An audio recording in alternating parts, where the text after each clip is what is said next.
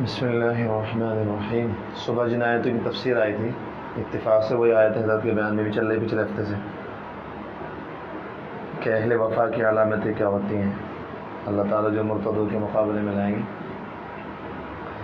اہل محبت مرتد اور گمراہ نہیں ہو سکتے۔ میں عرض کر رہا تھا کہ فسوف یأتی اللہ بقوم سے معلوم ہوا، یعنی ہم عنقریب ایسے قوم لائیں گے اگر مسلمان بھی مرتد ہو گئے تو اس آیت سے معلوم ہوا کہ دنیا بھر کے عاشقان خدا ایک قوم ہے، اور اس آیت سے یہ بھی پتہ چلا کہ جتنے لوگ مرتد اور گمراہ اور اللہ سے بے وفا ہوتے ہیں یہ عاشق نہیں ہیں، یہ صرف اسلام لائے تھے، کیونکہ عاشق کبھی بے وفا نہیں ہوتا۔ حکیم الامت تھانوی رحمۃ اللہ علیہ نے فرمایا کہ علماء دین سے مسائل پوچھ لو مگر زندگی عاشقوں کے ساتھ گزارو۔ اللہ مفتیان کرام سے مسائل پوچھ لو لیکن زندگی اللہ والوں کے ساتھ، عاشقوں کے ساتھ گزارو، کیونکہ عاشق بے وفا نہیں ہوتا۔ سائل العلماء وجالس الکبراء، علماء سے مسئلہ پوچھو اور بڑے بوڑھوں کے پاس بھی بیٹھو، لیکن یعنی بیٹھ جایا کرو کبھی کبھی بڑے بوڑھوں کے پاس بھی، لیکن خالط الحکماء، اللہ والوں کے پاس رات دن زندگی گزارو تاکہ تم بھی اہل محبت اور اہل وفا بن جاؤ۔ وفاداروں کے ساتھ رہنے سے وفاداری آتی ہے، لیکن اگر تم کسی وفادار شیخ کے ساتھ رہ کر وفاداری نہیں سیکھتے تو پھر مجھے مجبوراً کہنا پڑے گا کہ یہ سموسہ خوری ہے، وفاداری کا ذوق اس بے غیرت کو نہیں ہے۔ جیسے آج کل چلتا ہے خانقاہوں میں، نہ کچھ گناہوں سے بچنا نہ کچھ کرنا، بریانی بس یہ وہ، اسی کو حضرت فرما رہے کہ یہ سب سموسہ خوری ہیں، اس بے غیرت کو، وفاداری کا ذوق اس بے غیرت کو نہیں ہے۔ میں درد دل سے اللہ کی محبت پیش کر رہا ہوں کہ کھانا پینا اس شخص سے بے وفائی اور غداری ہے جو اللہ کا رزق کھا کر اللہ کی نافرمانی کرتا ہے، یعنی گناہ سے نہیں بچتا۔ بتائیے اللہ کا رزق کھا کر کسی کی بہو بیٹی کو دیکھنا یا کسی کے بیٹے کو دیکھنا، یہ شخص کمینہ ہے یا نہیں، بے غیرت ہے یا نہیں، نمک حرام ہے یا نہیں؟ اللہ کا نمک کھا کر ایسی ہمت سے کام لو کہ ایک سانس بھی مالک کو ناراض نہ کرو۔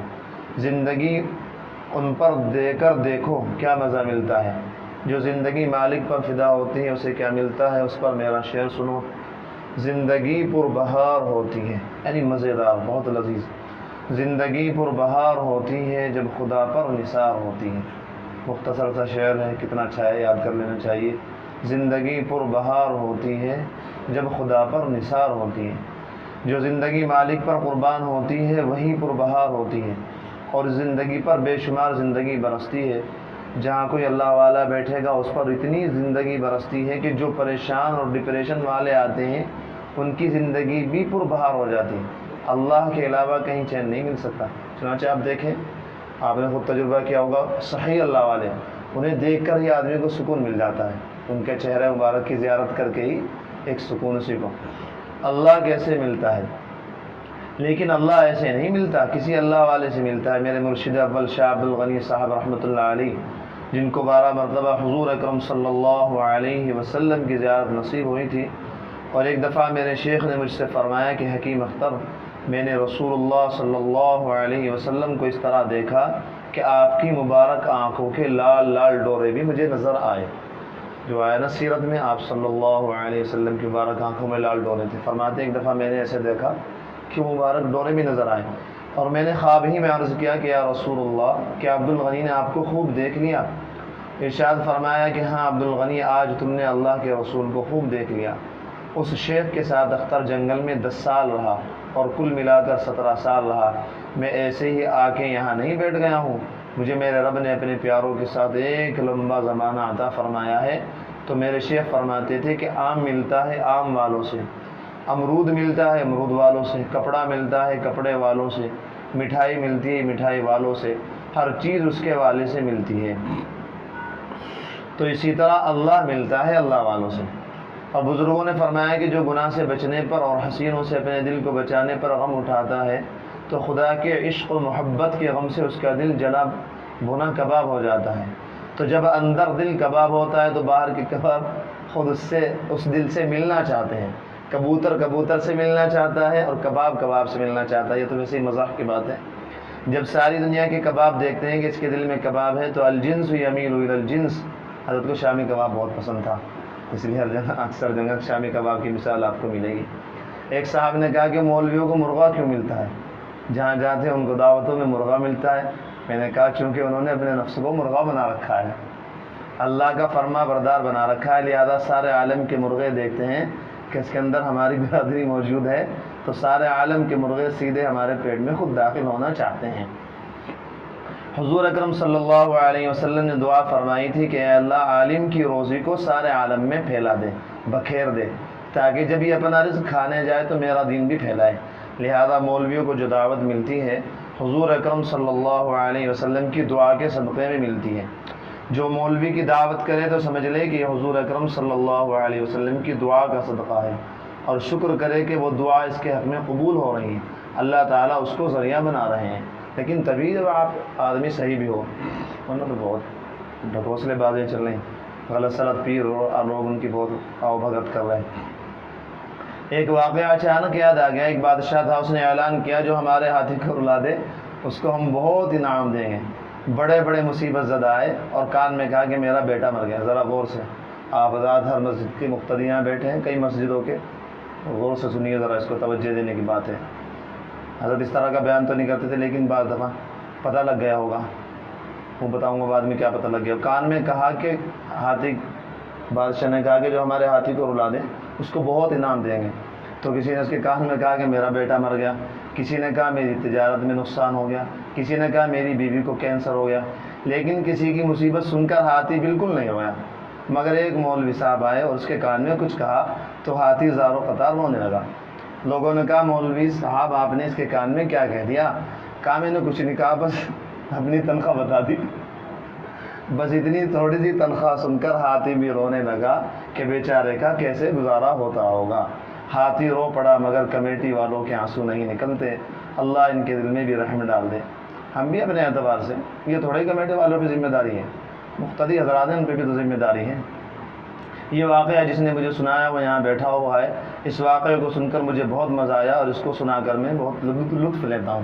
اصل میں حضرت جس مسجد میں بیان کر رہے تھے کسی نے بتا دیا تھا یہاں امام کی تنخواہ بہت کم ہے، تو اتفاق سے اس لیے واقعہ بھی آ گیا تھا سامنے۔ خیر، تو اللہ سبحانہ و تعالیٰ نے فرمایا ہم اپنے عاشقوں کی ایک قوم پیدا کریں گے، لہذا جس شخص کو دنیا میں اللہ تعالیٰ کی محبت معلوم ہونے لگے، اللہ والوں کو دیکھ کر پوچھ، لیکن صحیح بات ہے امام بھی امام ہو، جس کو آج کے زمانے میں صحیح امام مل گیا، متقی امام مل گیا، وہ سمجھیے کہ محلے والے خوش قسمت ہیں، اس کی قدر کرنی چاہیے ہر اعتبار سے، تنخواہ بھی اس کے معیار کے مطابق ہو، ورنہ بہت قسمت والے لوگ ہیں جنہیں آج کے زمانے میں صحیح امام مل جائے۔ اللہ والوں کو دیکھ کر پوچھنے لگے کہ ہمیں بھی سکھا دو کہ اللہ کیسے ملتا ہے۔ اللہ کے لیے جنگلوں میں جا کر اکیلا رو رہا ہو، کوئی پاس نہ ہو، اور اللہ سے کہہ رہا ہو اپنے ملنے کا پتہ کوئی نشاں تو بتا دے مجھ کو اے رب جہاں۔ ہمارے حضرت کا یہی حال تھا، 8 سال کی عمر میں، ویرانے میں بالکل مسجد، وہاں جا کے مسجد کی صفائی کی، رات کو بعض دفعہ تہجد کے وقت، اور وہاں جا کے رویا کرتے تھے آسمان کی طرف 8 سال کی عمر میں، اپنے ملنے کا پتہ کوئی نشاں تو بتا دے مجھ کو اے رب جہاں۔ تو سمجھ لو کہ اس کے دل پر، یعنی اگر اس طرح کی باتیں ظاہر ہو رہی تو سمجھ لو اس کے دل پر اس آیت کی تجلی کا ظہور ہو رہا ہے۔ میرے شیخ نے فرمایا کہ ایک مجذوب نے کہا اے اللہ تو کیسے ملتا ہے، میں کیا قربانی دوں کہ تو مل جائے؟ آسمان سے آواز آئی دونوں جہاں دے دے۔ اس مجذوب نے کہا، مجذوب بھی دیکھے کتنا زبردست، قیمت خود ہر دو عالم گفتہی، نرخ بالا کن کے ارزانی ہنوز۔ اے خدا اپنی قیمت آپ نے دونوں جہاں بتائی ہے، دام اور بڑھا دیجئے، ابھی تو آپ سستے ہیں، سستے معلوم ہو رہے ہیں۔ دونوں جہاں دے کر بھی اگر اللہ تعالیٰ مل جائے تو بہت معمولی سودا ہے۔ دونوں جہاں دینے کا مطلب یہی کہ آخرت کو آدمی دوسرے نمبر پر رکھے، جنت کو اللہ تعالیٰ کی رضا مانگے۔ دنیا تو اس طرح دیں گے کہ گناہوں سے بچیں گے، اللہ تعالیٰ کی نافرمانی سے، ابھی نہیں سمجھ میں آتا کہ آخرت کیسے دیں۔ تو اللہ کے نبی نے خود فرمایا اس کی دعا، اللہم انا نسألک رضاک، اے اللہ ہم آپ سے آپ کی خوشنودی اور رضا چاہتے ہیں، والجنہ، جنت کو دوسرے درجے پہ رکھا۔ تو جب بھی ہم دعا کریں یہی دعا کریں، اے اللہ آپ ہم سے راضی ہو جائیے، اس کے بعد جنت کی دعا کر لیں، تو سمجھیے کہ ہم نے جنت کو بھی قربان کر دیا۔ حفاظت نظر کا راز، جو علماء کہتے رہتے ہیں اصل تو اللہ تعالیٰ نے فرمایا قرآن میں کہ بھائی نظر کی حفاظت کرو، اس کا کیا راز ہے؟ اللہ ہے، دونوں جہاں کا مالک ہے، اس لیے جو دنیا میں اللہ کو دل میں لانے کی کوشش کرے گا، یعنی جو دل میں مولا کو لائے گا وہ لیلا سے نظر بچائے گا، کیونکہ جس نے لیلا سے نظر بچائی اس نے مولا کو دل میں پایا۔ نظر بچانے کا راز یہی ہے۔ آج یہ راز اختر سے سن لو۔ اللہ تعالیٰ نے قرآن پاک میں حکم فرمایا ہے کسی کی بیوی، بیٹی، بہن، خالہ، پھوپھی کو مت دیکھو۔ تو اس کا حاصل کیا ہے کہ جب تم لیلاؤں سے نظر بچاؤ گے تب دل میں مولا پاؤ گے، کیونکہ جو نظر بچائے گا تھوڑا سا غم اس کے دل میں آئے گا۔ آپ کو باپ سوچتے ہوں گے کیا ہے یہ غم، ذرا کر کے دیکھیے۔ اللہ تعالیٰ ہم سب کو توفیق دے، جب ہم بازاروں میں جا رہے ہوں اور موبائل دیکھ رہے ہوں اور گندے سندے فوٹو ہمارے سامنے آ جائیں یا خوبصورت چہرے ہمارے سامنے آ جائیں، اس وقت دیکھیے، اس وقت پتہ لگے گا لذت کا۔ ایک شعر پڑھا تھا، بہت ہی اچھا، یاد تو ہے نہیں اس کا خلاصہ۔ کسی شاعر نے بہت ہی زبردست بات کہی کہ جب میں کسی عورت کی طرف نظر اٹھانے ہی والا تھا تو اپنی بہن اور بیٹی کا خیال آ کے میں کانپ گیا کہ یہ بھی تو کسی کی بہن بیٹی ہے۔ اس نے اشعار میں کہا، خلاصہ میں تو خلاصہ بتا رہا کہ میری نظر بس اٹھنے ہی والی تھی کسی عورت کی طرف، اپنی بہن، بیٹی، ماں کا خیال آ کر میں کانپ گیا۔ تو لہذا کسی کی خالہ، بیوی، بیٹی، بہن، پھوپھی کو مت دیکھو۔ اس کا حاصل کیا ہے کہ جب تم لیلاؤں سے نظر بچاؤ گے تب دل میں مولا کو پاؤ گے، کیونکہ جو نظر بچائے گا تھوڑا سا غم اس کے دل میں آئے گا، ارے کیسی پیاری شکل تھی، مگر کیا کریں صاحب، مجبوری ہے، اور مجبوری کا نام صبر ہے۔ لیکن یہ مجبوری نہیں، اللہ تعالیٰ نے اپنی حضوری کا راستہ بتایا ہے کہ جس نے لیلا سے نظر کو بچا لیا اس نے دل میں مولا کو پا لیا، کیونکہ نظر بچانے سے دل ٹوٹتا ہے تو عبادت کا نور شکستہ دل کے ذرے ذرے میں داخل ہو جاتا ہے۔ جب دل ٹوٹے گا تو تو جو عبادت آپ نفل پڑھیں گے، قرآن پڑھیں گے، اس کا نور ذرے ذرے میں داخل ہو جائے گا۔ حج، عمرہ، تلاوت، ذکر اور روزے کو نور دل ٹوٹنے سے اندر داخل ہو جاتا ہے۔ اسی لیے شاعر کہتا ہے میں کدے میں نہ خانقاہ میں ہے جو تجلی دل تباہ میں ہے۔ یہ تو دوسرے کا شعر ہے، بختر کا شعر سنو۔ ہزار خون تمنا ہزارہ غم سے دل تباہ میں فرما روائے عالم ہے۔ جن نے بہت قربانیاں دی بھائی، بہت قربانیاں جا کے دی جب اللہ تعالیٰ نے اپنے دل کو، ہمارے دل کو اپنے نور سے متجلی فرمایا۔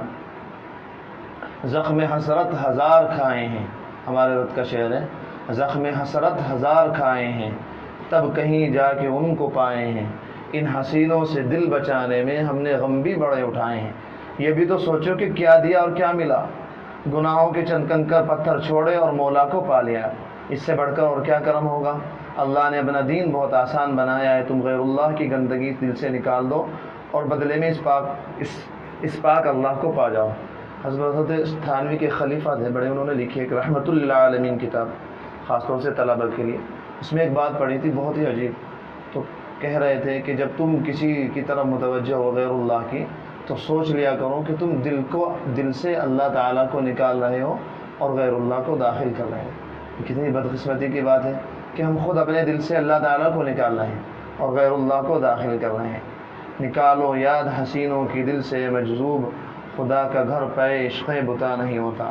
بس اگر اللہ کو چاہتے ہو تو غیر اللہ کو نکالو۔ لا الہ کی تشریح کیا ہے؟ میرا شعر ہے، اللہ تعالیٰ نے فرمایا لا الہ، کوئی معبود نہیں الا اللہ، سوائے اللہ کے۔ تو ہر گناہ الہ ہے، باطل ہے، یعنی باطل خدا۔ اس لیے میں کہتا ہوں کوئی ناجائز ڈیزائن کتنی اچھی ہے اس کو ریزائن دے دو، یعنی اس کی طرف نہ دیکھو، پھر لے لو اللہ کے خزائن۔ اور اگر ریزائن نہ کرو گے تو ہو جاؤ گے رام نارائن، اور رام نارائن پتھر کا بت پوجتا ہے، یعنی مراد مشرکین ہے۔ اور تم چلتی پھرتی شکلوں کو پوج رہے ہو، اور اس کے بعد جب شکل بگڑ گئی تو پھر بھاگے وہاں سے الو کی طرح۔ جب شکل بگڑ جاتی ہے تو ہندو، عیسائی اور یہودی سبھی بھاگتے ہیں، تمہارا کیا کمال ہوا؟ مسلمان بھی بڑھاپے میں بھاگ رہا، بھائی بڑھاپے میں تو سبھی بھاگتے ہیں، بوڑھی عورت کو کون دیکھتا ہے؟ نہ غیر مسلم دیکھتا ہے، نہ عیسائی، نہ سکھ۔ اگر مسلمان بھی ایسا ہی کرے کہ جوانوں کو تو دیکھتا رہے، بوڑھیوں کو نہ دیکھے تو کیا کمال ہوا؟ اسی کو کہہ رہے ہیں۔ تو تمہارا کیا کمال ہوا؟ بلکہ باگڑ باللہ ہو گئے بجائے عارف باللہ بننے کے۔ جس کو اللہ عارف باللہ بناتا ہے اس کا دل حسین شکلوں اور دنیا فانی کی رنگینیوں سے سرد کر دے، ٹھنڈا پڑ جاتا ہے۔ حضرت امام محمد، بہت بڑے عالم، حضرت امام ابو حنیفہ کے خاص شاگرد، حضرت امام ابو حنیفہ میں اتنا تقویٰ تھا، جب حضرت امام محمد آئے، خوبصورت تھے، تھوڑے سے کم عمر تھے، داڑھی نہیں آئی تھی، تو حضرت امام ابو حنیفہ نے فرمایا کہ پیچھے بیٹھو، تم میرے پیچھے پڑھتے رہے، حتیٰ کہ جب چراغ کی روشنی میں حضرت کو کئی سال کے بعد معلوم ہوا کہ داڑھی ہل رہی ہے اور داڑھی نظر آ رہی، فرمایا اچھا تمہاری داڑھی نکل گئی؟ کہنے لگے جی حضرت داڑھی نکل۔ تب امام محمد کو اپنے سامنے بٹھایا، یہ تو اتنے اعلیٰ درجے کے تو ہمارے لوگ ہیں، پھر ہم ان کے کہنے پر کیوں نہ چلیں؟ ان کا کہنا کیوں؟ غیر مقلد ہر کسی کے ہاتھ میں بخاری پکڑا دو، مولوی کچھ نہیں ہے، امام ابو حنیفہ کچھ نہیں، امام شافعی، اور تم ہی ہو سب کچھ، سب سے بڑے جاہل۔ لہذا جب اللہ کی محبت دل میں پاؤ، ہاں تو امام محمد رحمۃ اللہ علیہ بہت بڑے عالم تھے، 900 کتابیں انہوں نے لکھی ہیں، بہت شاندار، بہت بڑے، ہماری جتنی بھی فقہ ہے، مسئلے مسائل، سب کی بنیاد انہی پر ہے۔ تو ایک دفعہ انہوں نے کسی شاگرد کو بھیجا، اپنے کا کسی کام سے بھیج دیتے ہیں، جیسا آج کل بھی ہوتا ہے، طلبہ کو بھیج دیتے ہیں۔ تو اس وقت اتنا وہ تو ہو نہیں تھا، پردہ وردہ ڈلا ہوا تھا، تو پردہ اتفاق سے وہ اڑ گیا۔ حضرت امام محمد کے اہلیہ کے چہرے پہ نظر پڑ گئی، اب دیکھا تو چہرے اہلیہ بدصورت، حضرت امام محمد بہت حسین تھے، اہلیہ بدصورت کالی کلوٹی۔ تو اس نے وہ فرمایا، حضرت آپ کو اللہ تعالیٰ نے اتنا حسن دیا ہے اور اہلیہ آپ کیسی؟ فرمایا، سن بے وقوف، اس وقت محمد اتنی کتابیں لکھ چکا اور اتنی کتابیں لکھ رہا ہے، اللہ تعالیٰ جس کو اپنا بنانا چاہتے ہیں اور جس سے کچھ کام لینا چاہتے ہیں، اللہ تعالیٰ جس کو اپنا بنانا چاہتے ہیں اور جس سے کچھ کام لینا چاہتے ہیں، اسے مٹی کے کھلونوں میں ضائع نہیں کرتے۔ لہذا مجھے اللہ تعالیٰ نے مٹی کے کھلونے سے محفوظ رکھا ہے۔ اگر بیوی خوبصورت ملتی تو میں یہاں بیٹھتا تھا، میں یہاں پڑھا تھا کنز الدقائق، میں تو گھر رہتا۔ تو لہذا یہ اللہ تعالیٰ گناہوں سے اس کا دل بالکل سرد کر دیتے ہیں۔ لہذا جو شخص اپنے دل میں اللہ تعالیٰ کی محبت، اللہ تعالیٰ کا درد، اللہ تعالیٰ کی جستجو اور تلاش کی کیفیت پائے، دل بے چین رہنے لگے خود بخود، ذرا ہوشیاری سے بیٹھیے سب حضرات، دل بے چین رہنے لگے، بعض دفعہ آنکھوں سے آنسو بھی نکل جائیں، رات کو تنہائی میں لیٹے لیٹے اللہ کی یاد آ جائے، تو سمجھ لو کہ فسوف یات اللہ بقوم کی تجلی اس کے دل پہ ہو رہی ہے، یعنی اللہ تعالیٰ اس کو اپنا بنانا چاہ رہے ہیں، اور آج سے اس کی زندگی کے ایک نئے دور کا آغاز ہو رہا ہے۔ آج سے اس کا دیکھنا بدل جائے گا، اس کا چلنا بدل جائے گا، اس کا اٹھنا بدل جائے گا، اس کی ہر چیز بدل جائے گی۔